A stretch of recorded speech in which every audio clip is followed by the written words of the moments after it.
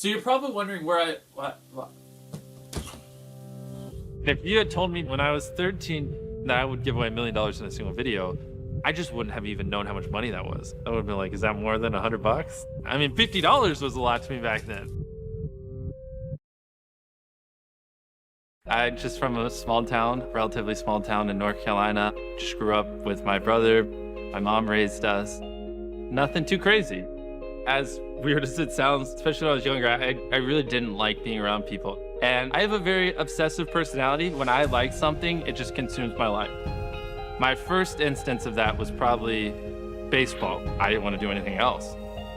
My first time going on the baseball field for a Little League practice was just the most awkward thing ever. Like, I didn't know how to socialize. I was beyond shy. Even if there was a person in front of me, like, good luck getting me to talk to them. It's impossible. But outside of sports, it was just literally YouTube. That was all I watched. I have a memory of this one video I watched back then where one of my favorite creators, Woody's Gamertag, quit his job and went full-time on YouTube. And this was like before, like, a lot of people didn't even know you could make money on YouTube back then. I remember seeing that. I was like 12, and it kind of just clicked in my head. I was like, wait a minute, you can make money doing this. That's one of my first memories of when, like, I really started consuming YouTube, because then from that point I was like, oh, like, I kind of want to do this. Look at it. Isn't it beautiful? Quadruple digits. That's the type of stuff I was making when I was like 14, 15 on YouTube. And then when I was 15 years old, I got diagnosed with Crohn's. It was pretty rough. Basically, your intestines are inflamed, and because they're inflamed, you don't process food as well. So if I ate something, it would just go right through me, like literally within a day. And because it's so inflamed, it's like someone's just dragging like a knife across your stomach. So it was super painful. I went from like 180 pounds down to 139. I remember 139 because that was my lowest, which at 6'2" was like a frail little twig. I mean, I barely could get out of bed. I had no energy to do anything. I didn't even want to go to school. And I just hated my life back then. It was really miserable. I probably would have tried to play baseball in college, but because of Crohn's, it definitely changed the trajectory. And I was like, all right, I'm done with that. And then I just went all in on YouTube, and I was beyond obsessed. Me being shy and not liking talking and not having much confidence were like such a big obstacle. But despite that, I still just did it just because I just wanted it so bad. And I was like, you know what? Like, I don't like talking to people, but I just really like making videos. So as weird as that sounds, so I just got to get used to it because this is just kind of what I enjoy doing. When I first started, I had this really crappy hand-me-down laptop. I think my brother got it for Christmas, and I ended up kind of just like stealing it and using it. I didn't know how to edit. I didn't know how to paste the video. I didn't know how to do anything. I basically had nothing, knew nothing, had no money, and just was just like grabbing things and like, we're just gonna try to make this work. In the first few years, I didn't make anything on YouTube because I wasn't in the partner program. To get ads on your videos, you gotta be kind of big. A lot of my earlier videos, they sucked because I just wasn't entertaining back then. I was stupid. Every night before bed, I'd just be like, it sucks. It's a lot of work and I feel like I'm not getting anywhere, but if I just do it long enough, eventually it'll click. Eventually I'll figure it out. I don't know why I had that kind of mindset at such a young age, but it's just like, I just love it and I just couldn't stop. I've just always felt pulled to it. I don't understand. I don't get it. Just thinking about possibly being a YouTuber one day was enough to keep me happy.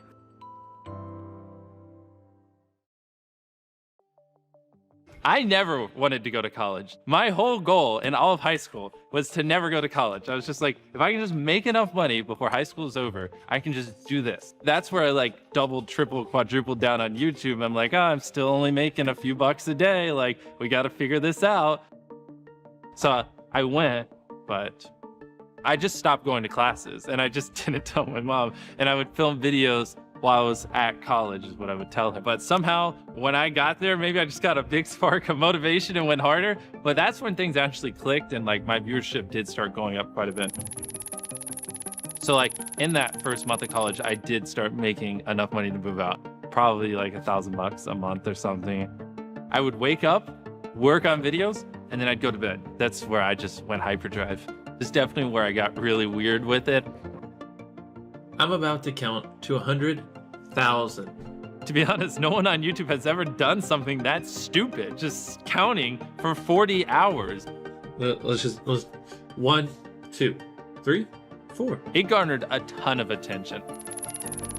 It's one of my first like real viral videos, and that's where it kind of clicked, like, oh, like if I do interesting things, people will watch. 100,000. And that's when I kind of just realized that, like, if I really go all in, I really be creative and unique, and I do things that just no one else would do because they're so hard and take so much effort, right? People have no choice but to watch it because it's just interesting, you know what I mean? All right, so this is where things get fun. My first ever actual brand deal. Basically, this agent manager kind of guy that represents Quid called me and was like, hey, we'll give you $5,000 for a video, which was insane at the time. Just I make a video and I get $5,000. And I remember this vividly because I'm just standing in my driveway and I'm like, no, I want $10,000. And he's like, 5,000. I'm like, no, I want 10,000. I just want to walk out my front door and go give it to a homeless person. And he's like, really? Hey, well, I'm a YouTuber. I mean, you can see the camera. So if you want to take it, it's about $10,000. I'm not joking. The video did great.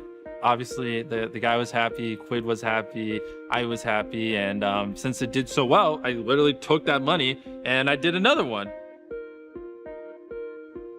So I had this idea, if I take this branded money and I give it away in the video, that video will do well. And then I take the money from that video and I give away in the next video and that video will do well. And kind of like create this cycle. That's when I was like, I want to use brands to allow me to help people. I was like, I think this would be like a really cool thing. And I was just like freaking out. I was like, I think I just cracked the code. And some of my videos, I've literally given away over $1 million. And I didn't just want to make money. I think if you have a goal in life, right? If you have something you're aiming for, I think it helps you work those longer hours. It helps you pull those all-nighters because you have something that you want to accomplish, right? You grind and you grind and you grind year after year after year after year. It definitely does hit you, but I had more reasons than just wanting to be famous or just wanting money. I like to do just unique, crazy, insane things and just keep the focus with positive helping. So whenever we come up with a crazy, insane idea, usually it does go that direction because that's kind of just the goal. In a perfect world, over the next few decades, I make tens of millions, hundreds of millions, billions, whatever it is. And then when I'm like 50, I'm just like, all right, I have all this money. And then we just go open up, you know, a few thousand homeless shelters or food banks. I don't know what it is, but what I do know is I want to help people. I like helping people because it just makes me happy and it makes me feel good. I like seeing their faces light up. I like seeing how excited they get. But for me, nothing is more entertaining than just seeing someone just go from like having a rough day to just going like, what? Just makes me feel good.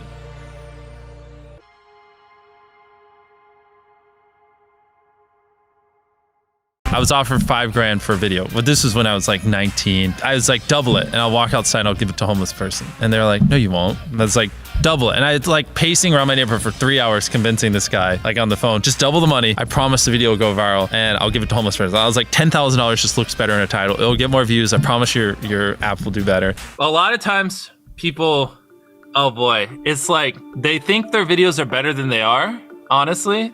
And tell them, Jimmy, tell them. I mean, they do that, and they have horrible friend groups because you really are like the type of YouTubers you hang around. It's getting people with the right YouTuber friend group that aren't pussies and will actually tell them when their content's bad and like actually roast it and help them get better in a nice, positive way. Basically, what I did was I somehow found these other like 4 lunatics. 3 of us were college dropouts. 1 was a high school dropout, and 1, I don't know, he just like quit his job. We were all super small YouTubers, and we basically talked every day for 1,000 days in a row and did nothing but just like hyper study like what makes a good video, what makes a good thumbnail, what's good pacing, like how to go viral. We would just get on Skype every morning, and like some days like I'd get on Skype at 7 a.m. and I'd be in the call until like 10 p.m. and then I'd go to bed and I'd wake up and I'd do it again. We'd do things like take 1,000 thumbnails and see if like there's a correlation to the brightness of the thumbnail to how many views it got. Imagine a world where it's just you working solo and you work 12 hours a day every day for like a year. and you're just grinding, you make a mistake, you learn from it, you grind, you make a mistake, you learn from it, and you do that for like a year.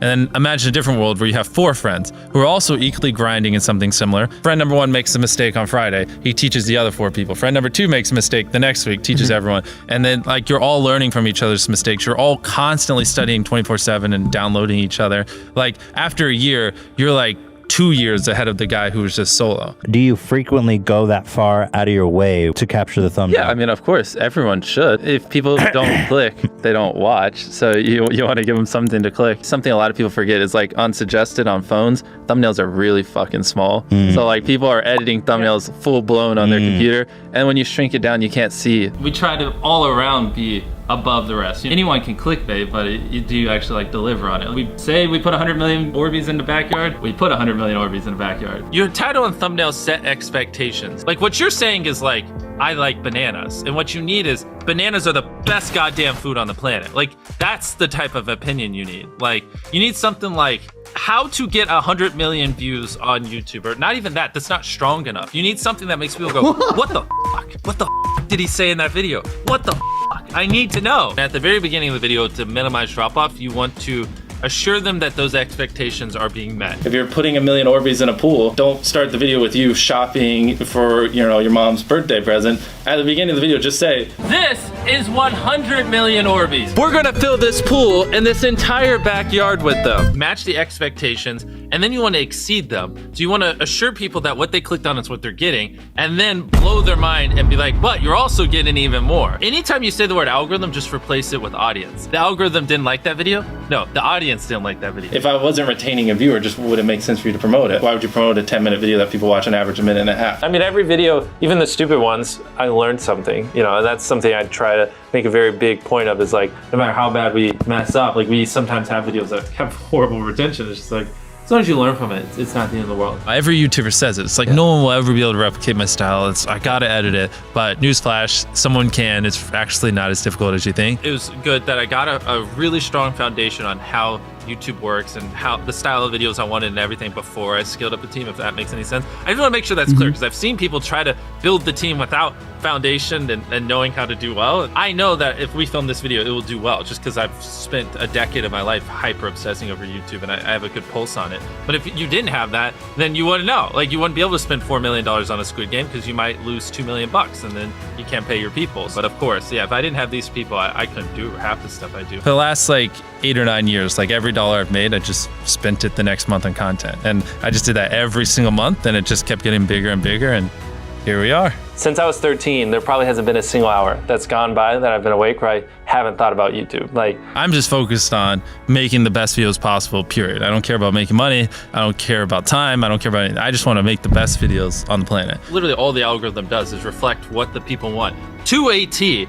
And if you deny that, you just make terrible videos and are trying to find a scapegoat. We do our videos in other languages as well. If you Google it, it's like only whatever, less than 10% of the world speaks English. So 90% of the world can't even enjoy your content. And when I realized that, I was like, wait a minute, 90% of the world can't even watch this stuff. Like, we just started doing this like 6 months ago, and it's crazy like how viral some of these videos are going. 51 million. In Spanish, the guy who does my dubs is the same guy who dubs Spider-Man. We managed to convince him. So a lot of those comments are like, why does he sound like Spider-Man, or is MrBeast Spider-Man? To me, what's important is click-through rate, getting people to click on your video, and then average view duration, average view percentage, or just relative retention, and, you know, having them watch it. A lot of creators think click-through rate is just like the title and thumbnail and did they click it, but a lot of it too is, did they enjoy your last video? Because if someone watches a video of yours and they loved it, you can bet the next time you're recommended, their chance of clicking is a lot higher. You know, sometimes we're filming for 3 or 4 days, like 10 hours a day, you know, 30, 40 hours of filming plus months of setup,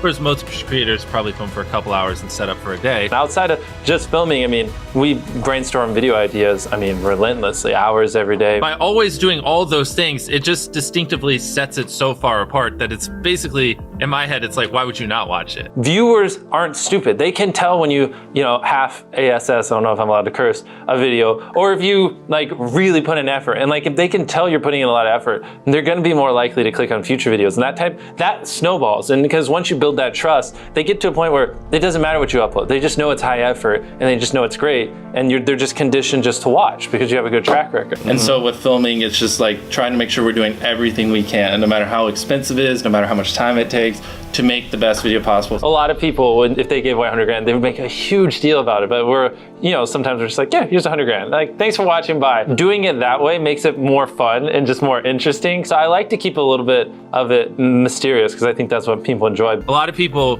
aren't willing to put in 10 hours days because they don't like what they're doing. So it's finding what they enjoy, because it is like a long grind. Like, you're doing the for years, not months. So if you don't enjoy it, then you're gonna burn out. I just had the blessing of finding what I loved at a young age. So like, because to get to this level, it takes, a decade. Most people don't find what they love till their young 20s. So they'd be where I'm at in their 30s. I just lucked out and found it when I was really young. Living your life chasing like a nicer car and a bigger and bigger box to live in is kind of like a dumb way to go about life. I actually, funny enough, I lived in like a super below average home. And I kind of learned why famous people don't live in below average homes, because someone broke in, stole everything I owned. So I had to get a little nicer house for security reasons. But before I was robbed, I mean, like, my place is like a little duplex, $700 a month. You get a roommate, it's $360 split. People think just because you go for views means you can't have fun, but you can pull views and you can have fun, which is what we purposely try to do. If you're not doing something that's just inherently fun to you, you're just quit. Just give up. Like, you gotta at least semi-enjoy what you're doing, or you're gonna quit long before it gets to the point where it brings in money or whatever else could be driving you. So find what you love, and then I would just hyper obsess. Make sure no one doing what you're doing is doing it better. Make sure the videos are as good as possible. You can be motivated by more than one thing. I'm motivated because I want to support my mom and my family. I'm motivated because I want to employ my friends and help them. I'm motivated because I want to help other people. I'm motivated because I want to be a YouTuber. I feel like that's another misconception. You can have lots of things that drive you. Absolutely. Yeah. Absolutely. So like, there's just tons of stuff that drive me. And everything drives me to wanting to be a YouTuber, so I kind of obsess over it. For the people that are willing to be coachable, I would say like just education. Like, there is a lot of misinformation out there that like people like live and breathe by, like the weirdest stuff. I gotta upload at midnight on Wednesdays or my videos don't do well. It's like just dumb stuff like that just, they don't realize how badly they're like handicapping themselves. Some minor tips I could give is like, if somehow you could have a payoff at the end, then more people are gonna watch the end just to see what happened. Whichever one of these 456 people survives the longest wins 456 grand. Cut out all dull moments, try not to over-explain things. If the camera just sits on me and I'm just talking for 20 seconds, it doesn't hold retention as well as, maybe me talking and other footage popping up. It's much easier to get 5 million views on one video than 50,000 views on 100 videos. It takes way less effort to get 5 million views on one video. Back then, which I think small YouTubers should do, is I would reply to every single comment. And so I think a few people caught on that I would always reply. And so some people would just be like, I wonder how long it'll take for him to reply. So that was a lot of my comments when I was smaller, but at least it kept him coming back. In your analytics, and most of you probably know this, audience retention. You can see where people click off.